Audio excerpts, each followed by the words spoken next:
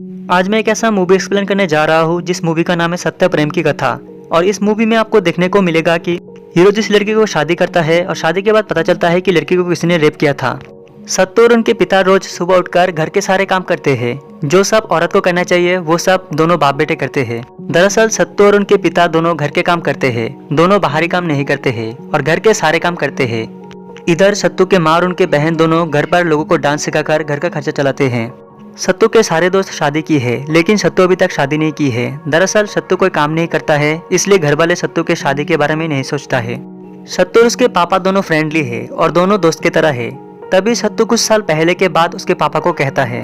तभी सत्तू को एक साल पहले एक जलसा में दिखाया जाता है जहाँ पर एक कथा नाम के एक लड़की को डांस करते हुए देखते हैं। सत्तू कथा को देखकर ही पसंद करने लगते हैं।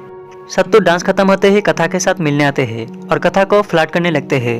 और तभी कथा कहता है कि मेरा बॉयफ्रेंड है जिसका नाम तपन है। सत्तू तभी कथा को कहता है कथा और तपन नाम मैच नहीं हुआ है, दोनों का नाम के साथ तो हैशटैग ही नहीं होगा। सत्य कथा को कहता है कि तुम्हारे नाम के साथ एक ऐसा रोमांटिक नाम होना चाहिए जो कि सत्य प्रेम की कथा नाम होना चाहिए। ठीक उसी टाइम कथा के बॉयफ्रेंड आ जाते हैं और कथा उसके बॉयफ्रेंड के साथ चले जाते हैं।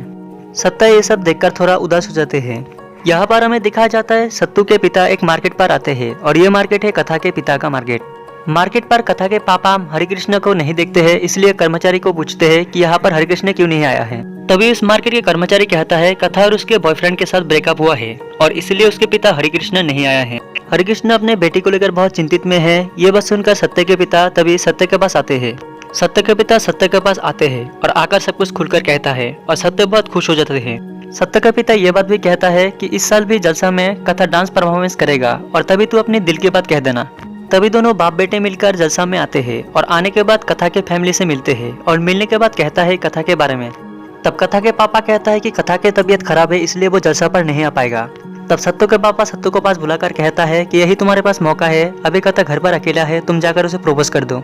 सत्तू तभी पापा के बात सुनकर कथा के घर आते हैं। कथा के फैमिली बहुत रिच फैमिली से है। सत्तू तभी यहाँ आकर कथा को बैल्कनी में देखते हैं और देखकर उसे इशारा करते हैं लेकिन कथा कोई जवाब नहीं देता है।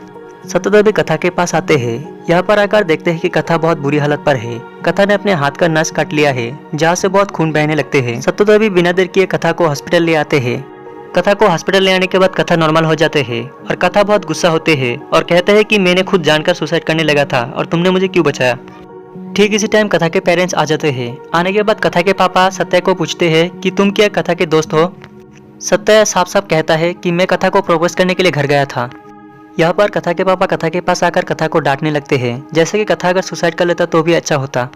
कथा के माँ कथा के पापा को कहता है कि कथा के लिए एक अच्छा लड़का देखकर शादी करा देना चाहिए और कथा के पापा कहता है कि उसे कौन शादी करेगा, सब लोग जानता है उसके रिलेशनशिप के बारे में। यहाँ पर हमें सत्य को दिखा जाता है जो कथा के लिए फूल लेकर आते हैं और कथा को समझाने लगता है कि ताकि वो कभी सुसाइड ना करे।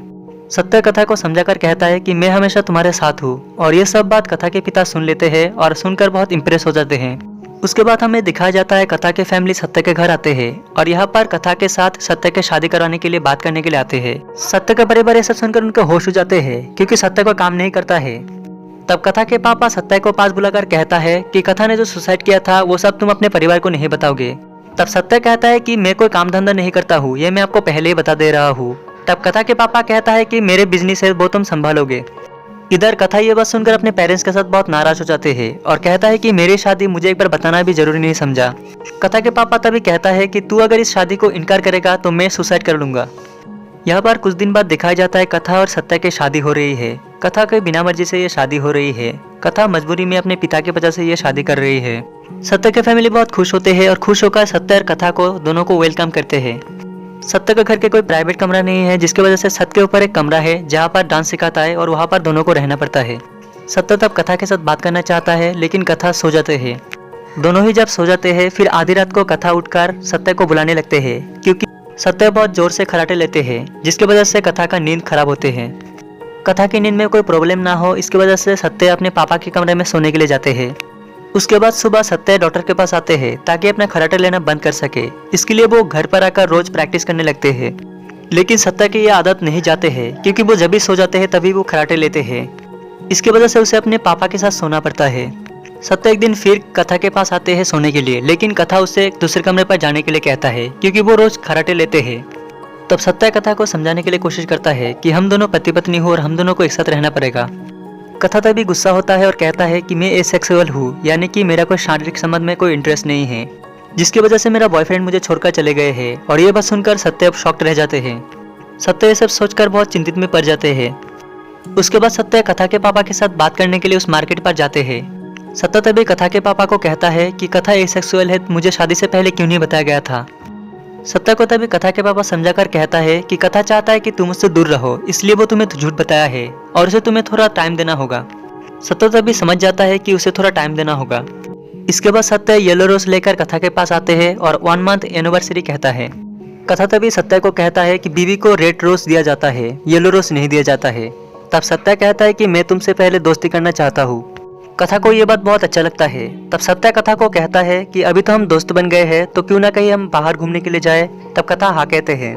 तभी से दोनों बाहर घूमने के लिए जाते हैं। कथा को लेकर बहुत घूमते हैं, रेस्टोरेंट पर ले जाते हैं और वो दोनों सेल्फी भी लेते हैं। दोनों बहुत इंजॉय करते हैं। सत्य कथा को भी समय देते हैं और कथा भी सत्य को पसंद करने लगते हैं। एक दिन रात को सत्य और कथा दोनों बाहर घूम रहा था, तभी सत्य एक लॉ कॉलेज पर पत्थर फेंकते हैं। कथा तब सत्य से जानना चाहता है कि वो कॉलेज पर क्यों पत्थर फेंका। तब सत्य कहता है कि इसी कॉलेज की वजह से मैं फेल हो गया था। तब कथा कहता है ये कॉलेज की गलती नहीं है, बल्कि ये तुम्हारी गलती है, क्योंकि तुम ठीक से पढ़ाई नहीं किया था। कथा सत्य को कहता है कि फिर से तुम एग्जाम दो। तब सत्य कहता है कि अभी पढ़ाई करने के लिए क्या जरूरत है, क्योंकि तुम्हारे पापा का तो अभी बिजनेस है। तब कथा कहता है कि दूसरों के दिए हुए चीज और खुद का कैरियर बनाना, इसमें अलग बात होता है। तब सत्य रियलाइज करता है कि कथा सही कहा है। उसके बाद दोनों मिलकर लॉ कॉलेज पर जाकर फॉर्म सबमिट करता है। सत्य कथा को कहता है कि मेरे इस एग्जाम के बारे में किसी को मत बताना, क्योंकि मैं अगर फेल हो गया तो सब लोग मेरा मजाक उड़ाएगा। तब कथा कहता है कि इस बार तुम फेल नहीं होगे। कॉलेज खत्म करके दोनों बाहर घूमने के लिए आते हैं और बहुत इंजॉय करते हैं। रात में कथा सत्य को कहता है कि तुम मेरे साथ सो सकते हो। तभी दोनों एक साथ सो जाते हैं।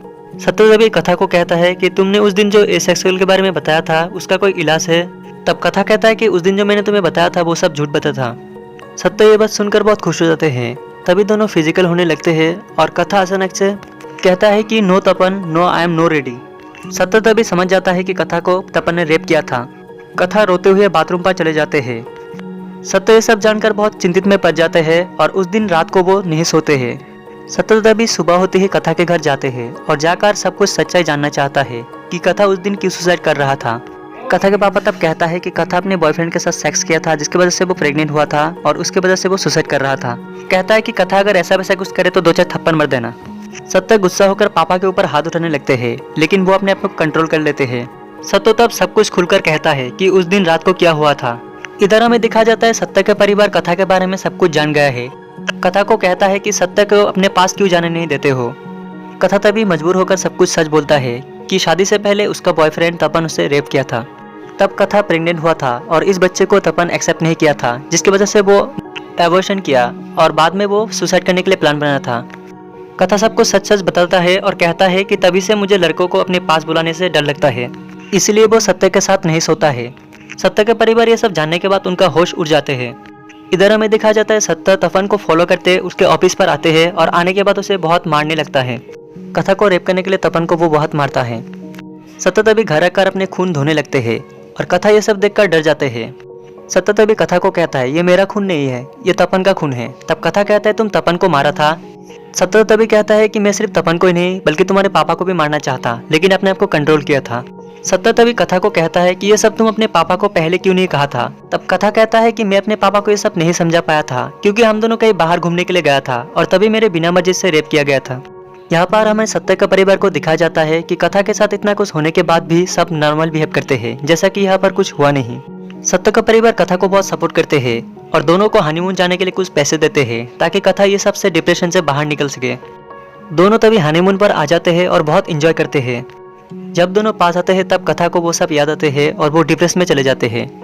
हनीमून खत्म करके जब घर आते हैं तब सत्य बहुत चिंतित में पड़ जाते हैं। तभी उसके माँ आते हैं। सत्य के माता उसे समझाने लगते हैं कि तू अगर कथा के साथ हमेशा रहेगा और उसे सपोर्ट करेगा तो देखना कथा सब कुछ भूलकर सब कुछ ठीक हो जाएगा। इधर हमें सत्य को दिखाया जाता है कि कथा के साथ जो सब हुआ था वो सब के बारे में सोच रहा था। कथा को दिखाया जाता है उसके घर पर एक पूजा हो रहा है और यहाँ पर सत्य आते हैं। आकर एक फाइल लेकर आते हैं और कहता है कि इस फाइल में तुम्हें साइन करना होगा। कथा तब कहता है यहाँ पर क्यों साइन करना पड़ेगा। तब सत्य कहता है यहाँ पर तपन के रेप केस के लिए साइन करना पड़ेगा।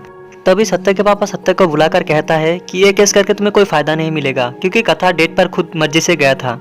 सत्य तब कहता है कि उसके बिना मर्जी से रेप किया गया था, वो मना कर रहा था लेकिन उसे जबरदस्ती करके रेप किया था। कथा तब कहता है पापा जो कह रहा है बिल्कुल ठीक कह रहा है, क्योंकि मेरे बात कोई विश्वास नहीं करना चाहता है और मुझे कोई फर्क नहीं पड़ता कोई विश्वास करे या ना करे, लेकिन तुम अगर विश्वास करते हो यही मेरे लिए इम्पोर्टेंट है। सत्य तब कहता है उसे सजा जरूर मिलेगा, क्योंकि वो सजा का हकदार है और उसे सजा देकर ही रहूंगा। सत्यदेव कथा को अकेले लेकर समझाता है और कथा समझ जाता है, तभी वो उस फॉर्म पर साइन करता है। सत्य और कथा को खुश देखकर दोनों ही परिवार बहुत खुश हो जाते हैं। यहाँ पर हमें दिखा जाता है केस करने के बाद तपन को पुलिस स्टेशन पर लिया जाता है और उसे सजा दिया जाता है।